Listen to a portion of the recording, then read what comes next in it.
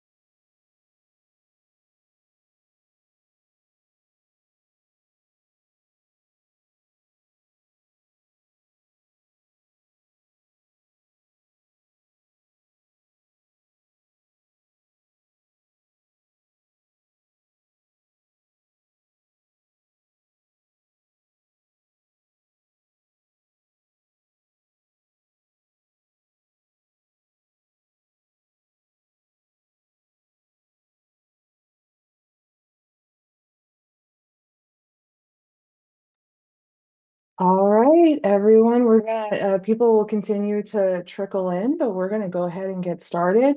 I'm gonna hop on camera just here briefly to say hello to everyone. But it will be briefly because, look, we're all friends here. These bangs are too long, and I just don't need to assault your eyes with that right now. So hello, everybody. Welcome to our Sine webinar. So excited to talk to you guys about the work that's been done this year. I can't believe it. This year and last year. So my name is Katie DiTilio. I'm our Senior Legislative Affairs Associate. And I'm just so excited. So let's get started. So I'm gonna get off camera, but I'm here if you need me. I'm a real person. All right. So let me slip to the next slide. Okay, so just a few little housekeeping pieces. The webinar is being recorded. It'll be available on YouTube after, and then we're also going to send you, I believe, a link to the recording at after this in an email. And then chat can only be used by the co-host to share, links, contact information, so forth. Um, I have the wonderful, beautiful Brianna Myers on with me. She's our Zoom bouncer. So if you have any questions, any information, requests, anything like that, you can or problems, go ahead and you can message Brianna.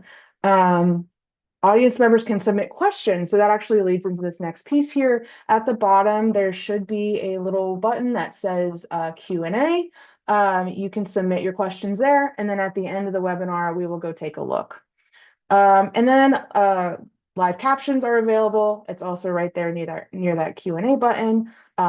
It's in the control panel. If you have any questions, please let us know either in that question feature or you can DM Brianna. All right. This is me. Notice here my bangs are not existent. They can't be ruining me here. But like I mentioned, I am Katie DeTilio. I serve as the Senior Legislative Affairs Associate. I do our policy development, legislative analysis. I'm on the State House grounds all day, every day, it feels like, during our session, doing a bunch of legislative work. And I'm really excited to tell you what we have been up to. And okay, so objectives. I'm going to do a little high level, like who we are, in case this is your first time interacting with WREN. Then I'm going to give you the skinny on session. And what I mean by that in that section is what session actually is and what like the technicalities of it. Because I feel like that word's like thrown around quite a bit. And then kind of the pathway to power, talking about our wins and kind of how we got there. And then looking ahead, what WREN is doing in the off season, and then also preparing for the next session. And then, of course, questions. We want to hear what questions you have. So who is WREN? It's a really great question. WREN is the Women's Rights and Empowerment Network. This is our mission here. It's to advocate, educate, research, and convene community in service of women and girls in South Carolina. I'm not going to read you the paragraphs, don't you worry. But when we say advocate, we mean going out and talking to legislators, talking to other community leaders, to promote policies that support our pillars, which I'll talk about later. Educate things like this, right? Hosting webinars about our subject areas, going out into communities doing our status of women and girls, which bringing up status of women and girls flows into research, right? Last October, we released the status of women and girls report, something we are very proud of over here. It is a statewide research report that kind of catalogs the statistics related to what women and girls in our state face. It has demographic data, it has maternity desert data, economic data. We are very proud of it. So if you hadn't had a chance to take a look at it, I would love if you did. And then last, but absolutely not least, is the convening community, right? So we come together, we do advocacy 101s, we hang out together here on these webinars, we do our Status of Women and Girls events, we attend partner events. So we want to be where you are. And so I mentioned earlier our legislative priorities, and our priorities focus on these two pillars. And it's economic justice and reproductive freedom. And these two things cannot exist without the other, right? So without economic justice, you cannot have reproductive freedom. And so what do I mean by those two words? Two phrases rather. Economic justice means everyone should have a fair chance to live the life that they want to live. Whether that be, having a job, not having a job, having kids, not having kids, like having every resource you need to make any choice that you wanted to make to have the life that is perfect for you, right? And the policies we focus on in this umbrella is childcare, paid family leave, and workplace non-discrimination. Moving over to reproductive freedom, it is ensuring that people have access to the full range of healthcare services that they need to make informed decisions about their bodies and their futures. A lot of the time when we talk about reproductive freedom, I feel like the first thing that always comes up all the time is abortion. And abortion is absolutely important, but it is not everything under this umbrella. So, of course, WREN is going to work to protect access to abortion, especially in this state where it is constantly under attack. But we also want to protect your access to IVF, right? And then also, we want to make those pregnancies healthier, right? So we want to improve access to doula and lactation services and other maternal health services. So that's kind of where our priorities fall in these two pillars. We often work with partners on other issues, but WREN's priorities are these two. And like I mentioned before, economic justice and reproductive freedom, they cannot exist without each other. So moving on, the skinny on session. All right, so let's jump in. Let's talk about what session is. So what do we mean by session? This is the period of time where lawmakers are meeting to debate, create, and vote on legislation. So in South Carolina, we have a 2-year legislative cycle. And what that means is that they start 1 year from January to May. That's the second week of January to the second week of May. And then anything that doesn't pass in that very first year, the next year from the second week of January to the second week of May, they can continue to work on that legislation. You can think of it in terms of like election cycles, right? We vote on our representatives every 2 years, and they shouldn't have to work on legislation that they weren't a part of that session, if that makes sense. So they'll meet, like I said, second week of January, second week of May, and then they meet Tuesday through Thursday. That's when they're on the floor. They can have committee meetings on other days throughout the week, but they condense most of their work to that Tuesday through Thursday timeframe. And like I said before, bills introduced in that first year carry over into the second year. So in this particular case, bills that were introduced in 2025 and didn't necessarily get to the finish line by the second week of May were still fully in play when we started session this year. But we just completed year 2 of the 2-year cycle. So typically, in a normal world, in a normal session, that would mean anything that wasn't passed on May 14th at 5 p.m. would be dead. And you're like, well, Katie, you're kind of talking about this as if that's perhaps not the case this year. And it is not. So sine die, when they adjourn at the end of a session, it's called sine die. It's Latin meaning without a day. And it marks the end of the regular session. But we have been called in this year to a special session. The governor has asked the General Assembly to come back and talk about redistricting and the budget. So we're going to actually do a webinar on redistricting in June. So I don't want to get too much into the wonkiness with you guys with it right now, but very long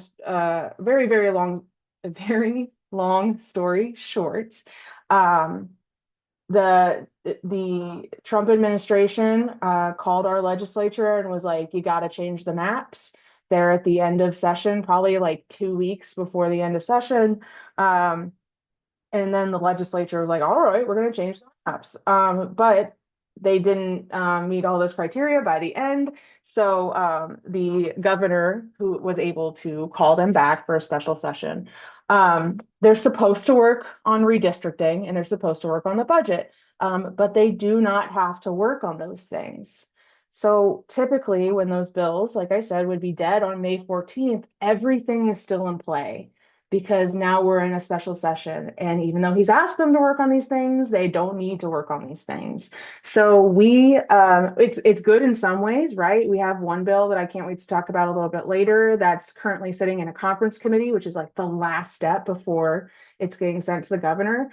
So that's really positive. That's a plus of this whole thing, a silver lining. But it's also, not good, right? Because that also means bad bills like 4760, that's the abortion medication bill, can also be pulled on to the floor, um, because they can talk about whatever they want, right? So this was a kind of a crazy session year. It's very, I don't want to say it's unusual, but it is unusual.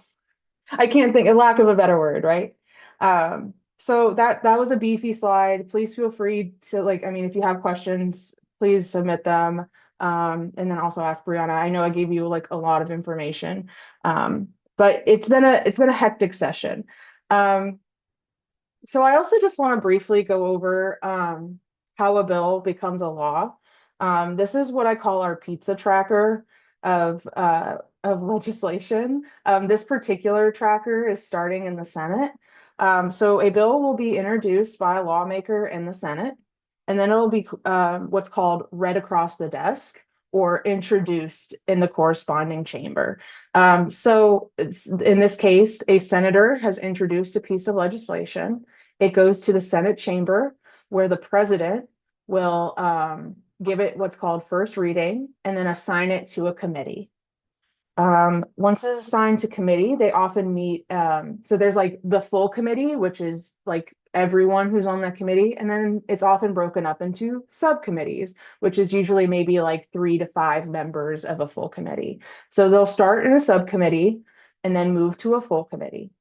And I'm going to talk as if this legislation's it's just moving, right? So it'll go subcommittee, it'll go to full committee. And then the full committee, when they all vote for the legislation to pass it out, they do something, it's report out favorably to the floor, which then you start talking about second reading. And second reading is, I think of this as like, this is the drama, right? This is when you're going to see all the like really dramatic like floor debates where people are like yelling and they're arguing with each other. Second reading is where you're going to get all of those really good social media clips, right? That is when they're going to debate, they're going to amend, they're going to, and then eventually vote on said legislation, right? So that's second reading. Third reading is speak now or forever hold your peace. You can amend on third reading, but you often need like unanimous consent to really do any changes. This is kind of a look, we passed it second reading. Is there anything else you want to do before we send it off? And so in this case, third reading, once it receives third reading, it now has to go over to the House and it has to do all of that all over again. And so then once it's received all 3 readings in both chambers, it is then ratified by the clerk, and then sent to the governor to be signed into law. And we talk about this because I like to show this because there's so much work in places where your legislation can get stuck. So many bills die in committee, right? So it is always a win when we can move a bill anywhere in this process, right? I think a lot of people are like, if it doesn't get signed into law, then we didn't win. And I use this to remind people that is not true.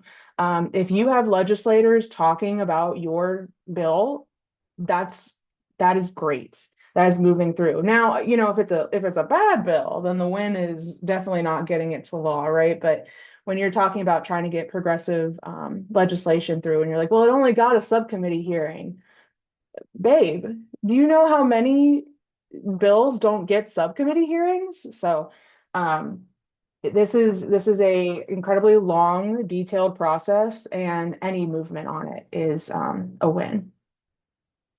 So I want to talk a little bit now about the path to power. Just a reminder, the Q&A button is in your control panel. If you have any questions, I know I'm giving you a lot of information. I like to talk a lot about this stuff. If you can't tell, I get really excited about it. So let me know if I go too quick and you miss something. But let's talk about this path to power. And what do I mean by path to power? This is how we get wins, right? So just very broadly, this is kind of like your little stepping stones. think so. You're going to go from community awareness, and we're going to talk about each one of these in more depth and like what this look like for REN. Um, but you start with your community awareness, you move into foundational knowledge, then you start navigating the process, connecting the issues, and then taking action, and then all of that, all five of those little pieces, all fall into policy influence.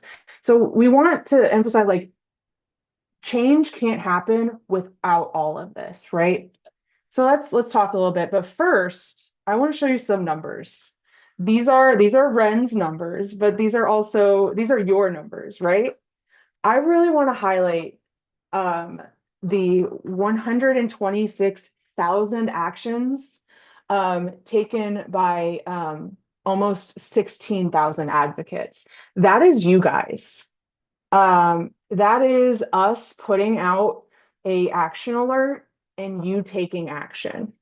Um, you, our community has sent 126,000 messages to legislators. And that is so incredible. This is over the 2 year session, so it includes last year's numbers and this year's numbers. So you guys are putting in such incredible work, and I cannot emphasize enough that REN can't do what we do without you, and we don't want to do it without you. So if you are one of these almost 16,000 advocates, thank you so much. We love you, and again, just can't do this without people like you speaking up. The rest of the numbers are a little more REN specific. So we have submitted 27 pieces of testimony. We either delivered it in person or submitted it in writing. We took position on 44 bills. That includes 24 what are called priority bills. So that's bills that REN is leading on, often in our priority areas of economic justice and reproductive freedom. And then also took positions on 20 partner bills. So REN's very fortunate to have a bunch of incredible partners that we work with every day when we're in the legislature. I'm not going to list names because I'm going to forget somebody and then I'm going to feel really guilty about that fact. So we have such incredible partners. These are a wide range of topic areas and issues, LGBTQ plus rights, SNAP benefits, child welfare. Oh, I had another one, but now I don't. It'll hit me at like 3 a.m. I'll wake up in a cold sweat. But a bunch of different topic areas where we are supporting. Oh, housing stability. Where we are in the lobby with our partners, talking with legislators, talking with communities. We can't do work without each other. There's no one group that can do everything, right? So we are happy to partner on those bills to help our partners, right? And then also 107 community events attended. We're going to talk a little more about like what those community events are and look like, but that's a lot of REN's done a lot of running around. Our uh, our community, Aisha has such a long title, and if she's listening, I'm so sorry, Aisha, but I just call her our community guru. Our community guru, Aisha Jones, has been burning rubber all over the state trying to come see everyone. So if she hasn't come see you yet, you should shoot her an email at ajones@scren.org so we can come talk to you. So I've showed you the numbers. I just want to make sure you saw these all up top because I'm really excited about them. So let's talk about what these pathways are. So I started with community awareness, and that looks like we're tabling at events. We're presenting at panels. Um, if you'll see this wonderful beauty in front of all those cups over here, that's our lovely Brianna Myers. So if you were wondering, hey, what does that Zoom bouncer look like? There she goes. There she is. We have the wonderful Ashley Leto, our Chief Strategy Officer, on this panel. And then we have, like I said, our community guru over here, Aisha Jones, she's tabling. So going out in community, meeting you and learning your needs is so important to our policy process and making change. And so we do this so you know what we're about, you know that we're here, and we can get you information, which also then leads to this foundational knowledge piece. So that looks like our Advocacy 101 programs, our letter writing workshops, and then webinars like this, right? Where we're teaching you about our issues, we're teaching you how to act on those issues. If you, I'm gonna just keep hyping up at Aisha. If you haven't had an Advocacy 101 or a letter writing with Aisha with your groups, please do that. We want to teach you how to advocate for yourself and with a team so that you can get the policy wins that matter to you, right?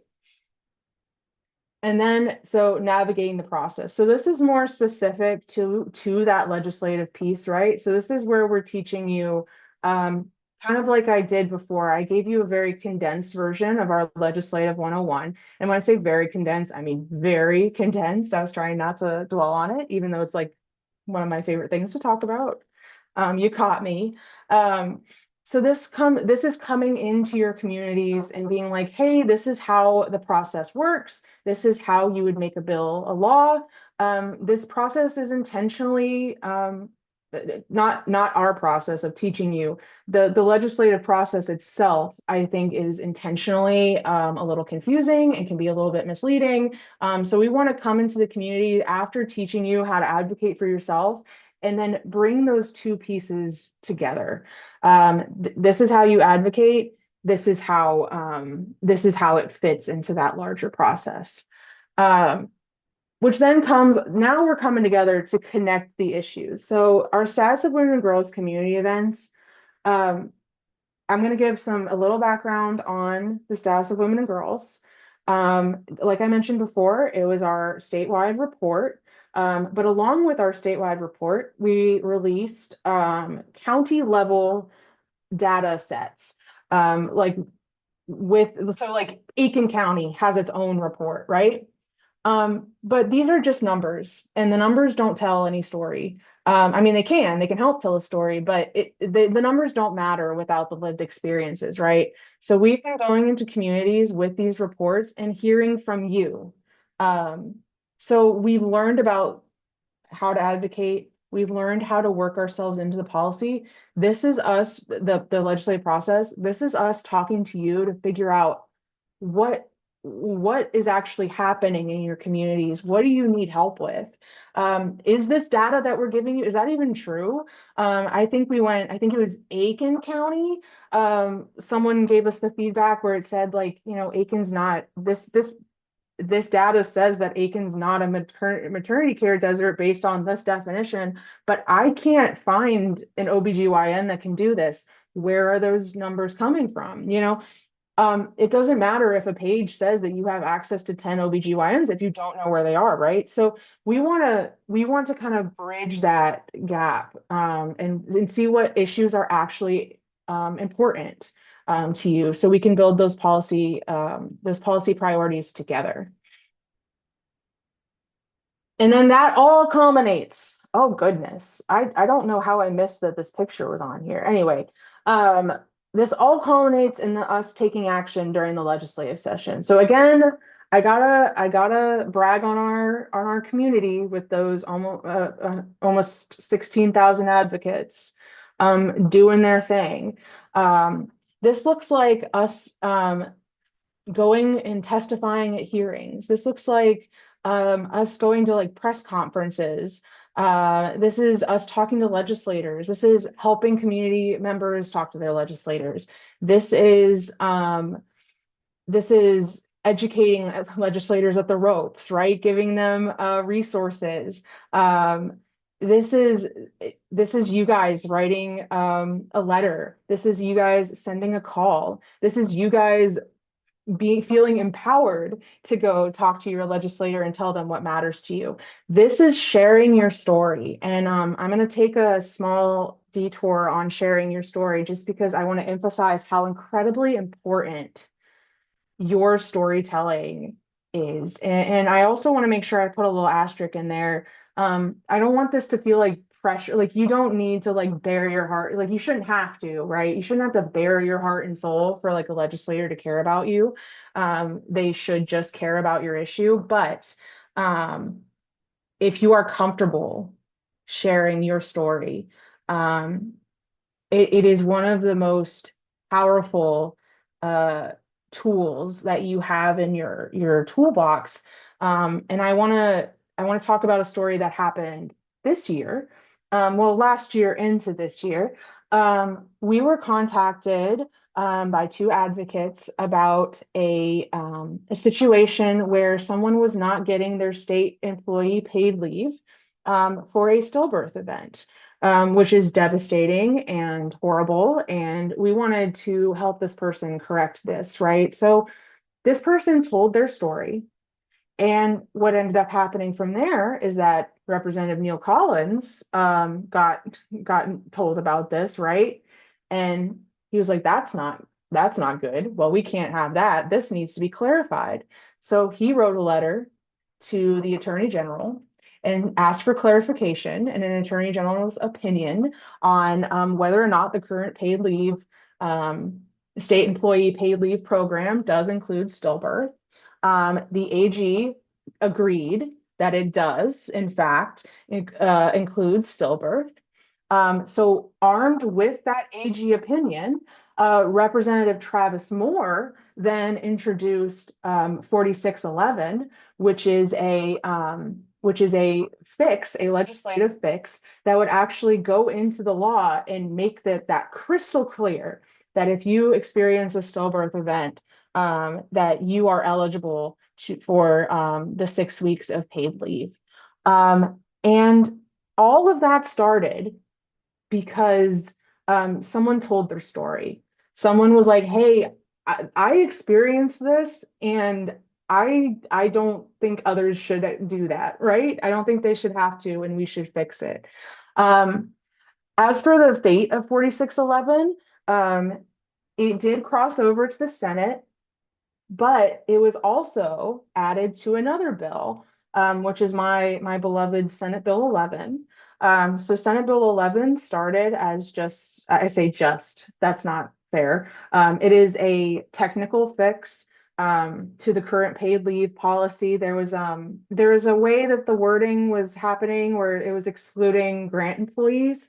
So S11 started as just that technical, like we got to make sure that this is expanded to the people that need it.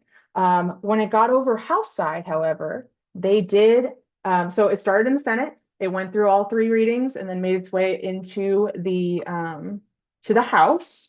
When it got over there, they added the stillbirth language fix into that bill. So it passed out of the House, it went back to the Senate, and this is what I mentioned earlier, where it's in conference committee, right? Um, so that happened on the last week of session. I'm still itching talking about it.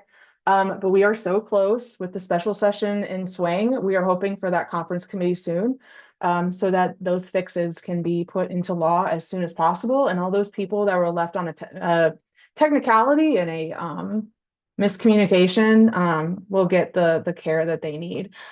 So again, sharing your story, if they had not told us that the way the law was currently put together was excluding these people, it would have never happened. We would have never known, right? So telling your story is the most important tool that you have. And if you are comfortable sharing it, um, I think you should, but I might be biased.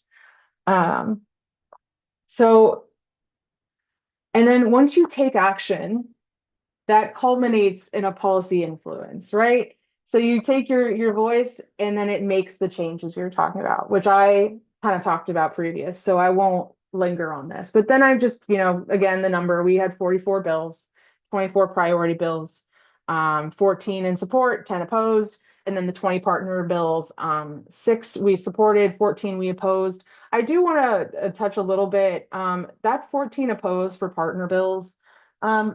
This session was very brutal for our LGBTQ plus community members.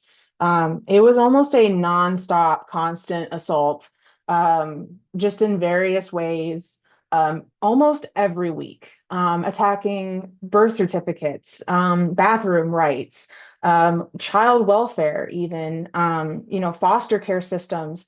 It was really rough. And for the assaults that, reproductive rights also endured, um, and continues to endure. I really wanted to make sure I mentioned that.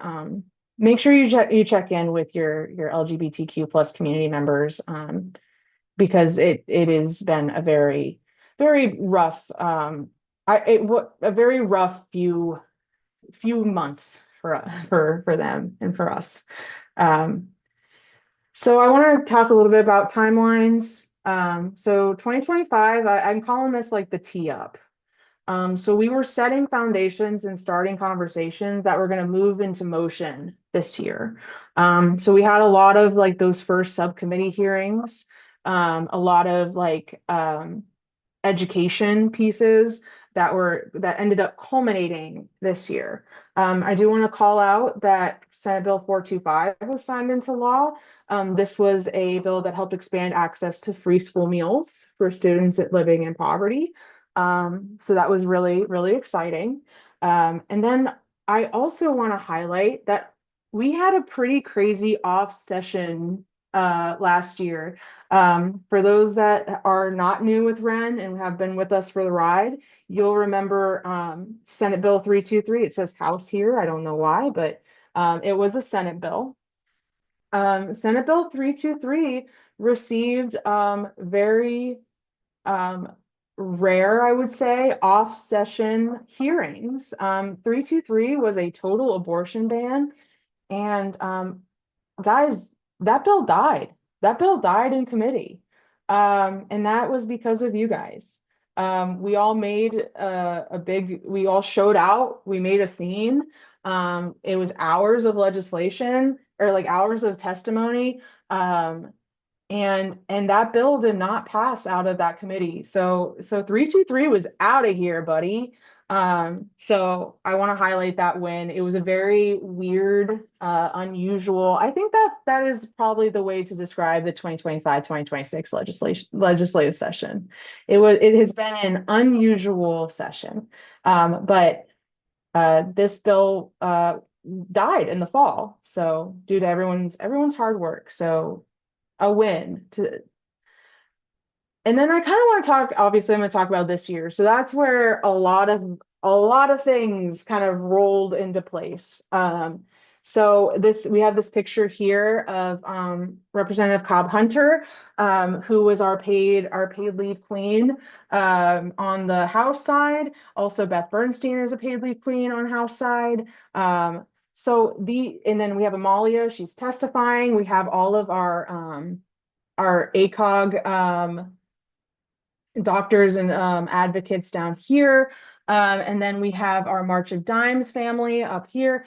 All of us kind of came together and were able to push policies like I mentioned paid leave because I'm really excited about it, but paid leave and talk about stopping harmful abortion and reproductive justice legislation.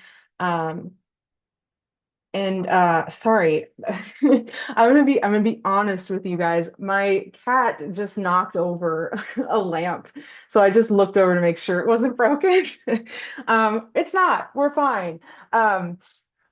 So in 2025, we had the tee up, right? We had a lot of our subcommittee hearings, we had a lot of our educational pieces. So then by the time in 2026, when it was time for this legislation to move, we were moving it. And that was the help of these partners who helped with that education process, helped standing at the ropes with us, trying to talk to these legislators and making sure things move quickly, right? So we had a lot of good movement. This is the part where I would tell you how many bills passed. And I don't have that for you right now because we're still in special session. So you will get a newsletter with the number on it when we can finally get there. But we made incredible progress. And I can't wait to share with you those numbers once the legislature decides that they're done. So I'm gonna keep on rolling here. So this, yeah, all of this achieved. I mean, we ensured that children were fed and ready to learn at schools. Increased birth control access. That's so true. Let me talk about this. So Senate Bill 477 was signed into law. Senate Bill 477 was a fix to the Pharmacy Access Act. That would allow pharmacists to dispense contraception directly. That's a real big win for like smaller, more rural communities where it's harder to find doctors and get those prescriptions, right? So that was an incredible win. And the governor signed it on, I think, Monday night. So very excited.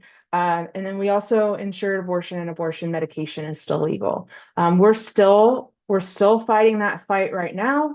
323 did die in the fall.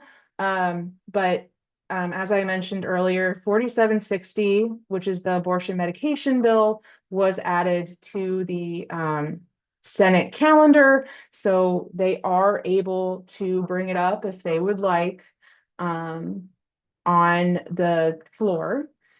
We will keep you updated on that. We will send out action links. If you haven't taken action already on that, it is on our website still. Let us know if you have any issues with doing that, the technical piece of it. Quorum can be a little funky, so just let us know. And then 1095 did have hearings. That is also on the floor. 1095 is a total abortion ban. I've been calling it 323 in a really ugly hat. It's a total abortion ban and the abortion medication restrictions. So both of those are on the calendar. They are in play. But we are fighting for this still, and we are continuing to fight with you guys. So looking ahead. So again, I threw a lot of information at you. I just want to remind everyone again, the question button is on your control panel if you have any. But let's look at what WREN's doing in the off season, right? So most importantly, we are talking to you. I mentioned earlier that our policy agenda is we want to have a community informed policy agenda. And what that means is that we want to work on issues that actually matter to you. So we're going to continue our community conversations. Those happen in a lot of different ways. That's us, like I said, we're going out in community and paneling, or going out in community and doing Ledge 101s and Advocacy 101s. It's our Status of Women and Girls community events. So we're also going to be trying to launch like different feedback options. So make sure you're signed up for our newsletter so you could be some of the first people to see what that could look like. We just really value and need community feedback so that we are fighting for the things that you need, right? So we are trying to build the movement with everyone. We don't want to do this for you. We want to do it with you. We want you to feel part of the WREN team. So that is the big thing we're doing in the off season, right? We are talking to communities so that we can build our policy agendas and build our coalitions so that when we move into session in January, we feel informed and ready to go, right? Another thing I want to chat about here, just briefly, WREN is turning 10 years old this year. Very exciting, 10 years of WREN. So we're going to have an anniversary summit here at the end of the year in Charleston. Very, very excited about it. Be on the lookout for more information, but it's going to be all of your multis, right? Multi-general or generational, multiracial, cross-sector, a group of change makers coming from all across the state to talk about how to build a better, bolder future for gender justice. So we're very, very excited about that. Keep your eyes peeled for more information on when you can get your tickets, who's going to be at this summit. So very excited, 10 years of WREN. Um, and we're excited to show you what we're doing. So um, I want to talk about how you can help. And I kind of mentioned a little bit about this, I mean, a lot about this, right? Throughout our presentation. And it kind of boils down to these pieces here. Join your trainings. I'm so happy that you're here at this webinar with me, um, chatting about our session.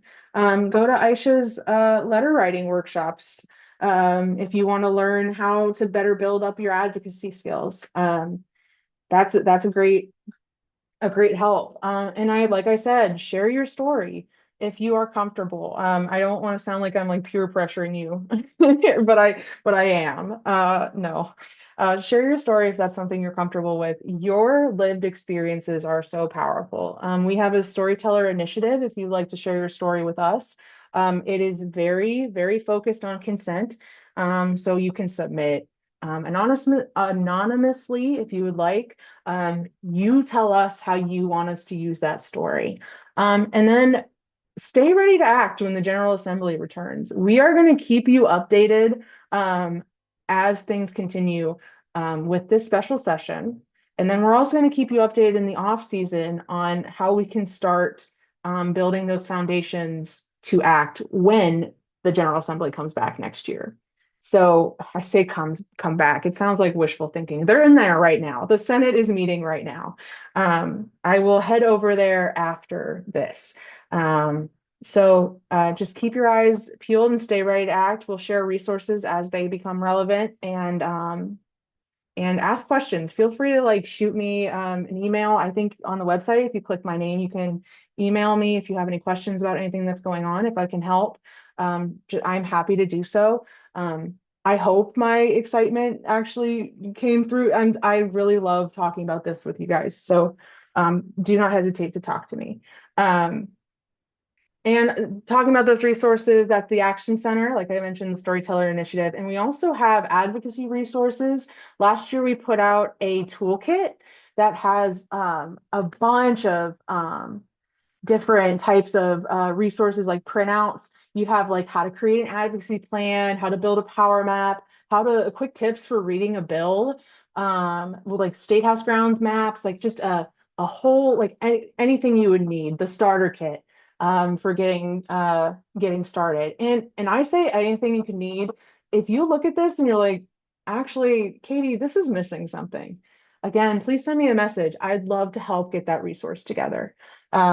So I believe that leads us to questions. Again, I gave you a lot of information. I was really excited to share it with you. If you have any questions, let me know. Brianna, do we have any questions?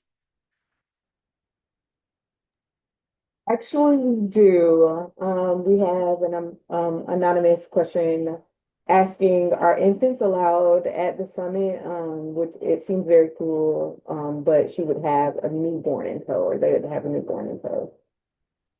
Um, I go ahead, Bri. oh, I was just gonna say the more the merrier. Brain, Yeah. no one is excluded from the summit. Yeah, absolutely. That is what I was going to say as well. We would love to see a young advocate there. That's totally Right. fine. Yeah, that works with me. Do we have any other questions? Well, I don't see any. Guys, I must have done a real good job. You did bang up job, honey. I'm Yeah. just saying. I yap a lot, guys, and I can yap a lot about this. I really appreciate everyone being here. If you think of any questions, please, like I said, feel free to email me. You can also email info@scren.org and it will get to me.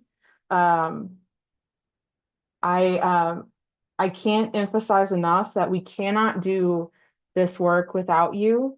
And I am so grateful for the community that WREN that has and the love that you show us and the support.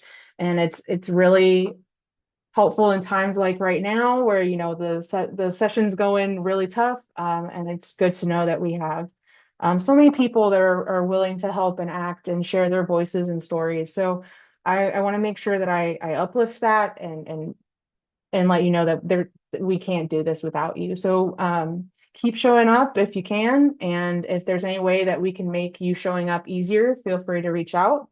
Um, but other than that, I'm gonna let you guys go. I hope you have a great rest of your afternoon. I hope you have a great weekend.